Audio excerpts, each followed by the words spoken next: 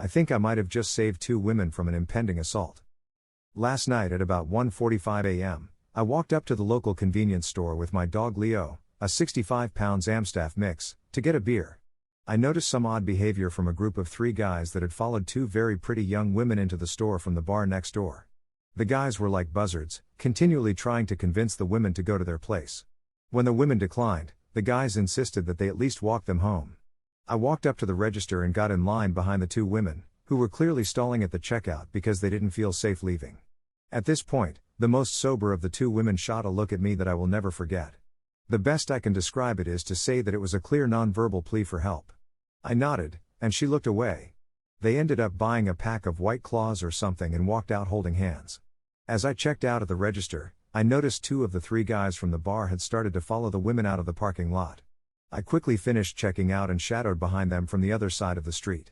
The guys continued to pressure the women into going back to somebody's house, and one of them reached for the less sober woman's arm and said, "Here, you don't have to come back to my place, I just want to make sure you get home safe." This was an oh fuck no moment for me, and I immediately crossed the road and approached by asking if everything was alright. The guys answered yes before the women could even respond, which I found particularly offsetting. The more sober of the 2 women said, "We're okay, we just want to go home by ourselves." At this point, she was already on her phone ordering an Uber ride. The guys walked down the sidewalk 15 to 20 feet and started talking to each other, coming back after a minute or so. They introduced themselves and started asking weird questions about Leo. This was followed by one of the guys asking me if everything was okay. When I said it was, in an attempt to keep the peace, the more aggressive one said, "Oh okay, just making sure," and gave me a look that I thought was reserved for villains in horror movies. I told the women that Leo and I were going to stand there with them until their Uber arrived and made small talk to help put them at ease.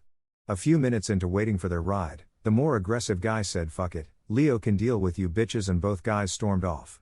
The women's Uber arrived shortly, the sober one thanked me profusely, and they were safely on their way to anywhere but there. I almost left Leo at home because I was in a bit of a hurry, but I'm glad I didn't because I don't think I would have had the balls to stand up to those jerks without having him there.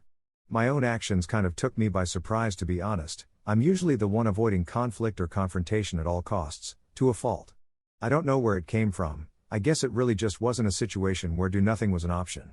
The guy's intentions were alarmingly clear, and it makes me sick to think of what could have happened to those women. I am eternally grateful that things turned out the way they did, but the whole debacle shook me.